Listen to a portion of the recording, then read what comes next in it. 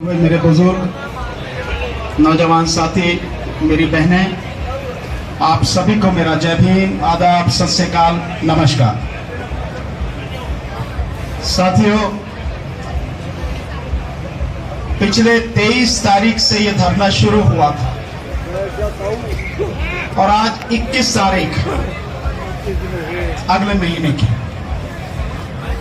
यानी 29 दिन पूरे इस आंदोलन को चलते हुए हो गए। लेकिन कितने दुख की बात है कि देश के प्रधानमंत्री ने इस आंदोलन के विषय में, इस अत्याचार के विषय में एक शब्द भी नहीं बोला। कम से कम एक बार कहा ही होता कि भाई क्या बात है, समस्या है, बताओ मुझे आके, तो मन को तसल्ली हो जाती।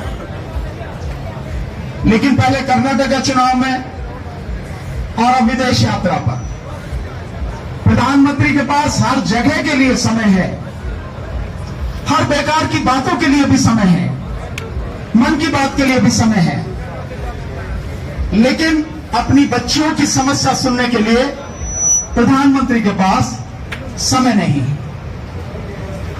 आखिर सत्ता का मोह क्या ऐसा होता है कि उसके लिए आदमी सब कुछ छोड़ देता है? मतलब जो आज आपने कहा, आप जब उसको परखने का समय आता है तो आप सब कुछ भूल जाते हैं, आपको कुछ याद नहीं रहता।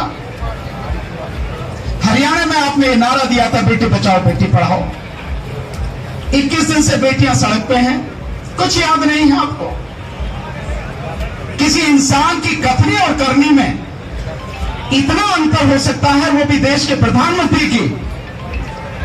इससे ज्यादा देश के लिए दुख की बात कुछ और नहीं हो सकती।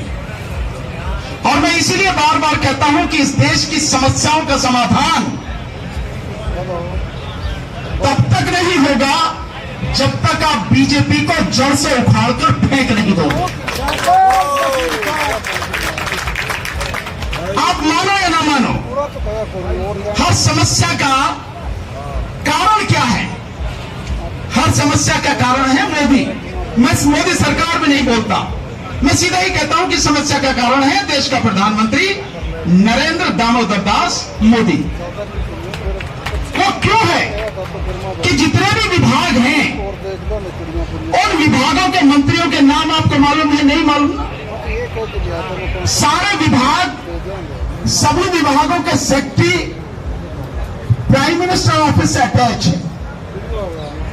केवल केंद्र सरकार के नहीं, पूरे देश में जो राज्य सरकारें हैं उनसे जुड़े हुए भी मंत्री जो हैं, जो अधिकारी हैं, वो पीएमओ से अटैच है।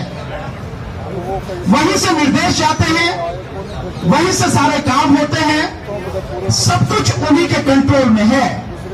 तो फिर क्यों ना एक ही शख्स जिम्मेदार होना चाहिए, और वो जिम्मेदार है। इसलिए मैं बार बार कहता हूं कि हमें इस समस्या को जड़ से खत्म करने के लिए इसका इलाज भी पूरी तरह से सोचना और करना पड़ेगा। नहीं तो ये सरकार रहेगी, ये समस्याएं ऐसे ही आती जाती रहेंगी।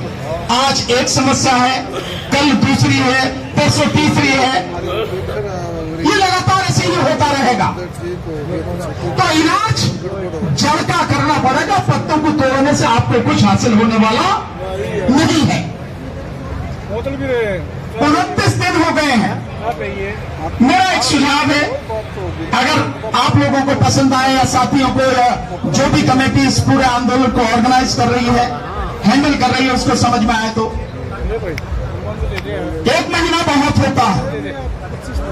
जितने भी लोग हमसे जुड़े हुए हैं, और बिल्कुल पूरे देश में बल्कि अंतर्राष्ट्रीय स्तर पर खुली कॉल दीजिए। जो भी संगठन है, चाहे जितने भी सामाजिक संगठन हैं, चाहे जितनी भी पॉलिटिकल पार्टियां हैं, छोटी बड़ी कहीं भी, जितने भी किसान संगठन हैं, मजदूर संगठन हैं, छात्रों के संगठन हैं, सामाजिक कार्यकर्ता हैं, देश के विषय में अच्छा सोचने वाले लोग हैं, सबको बुलाओ।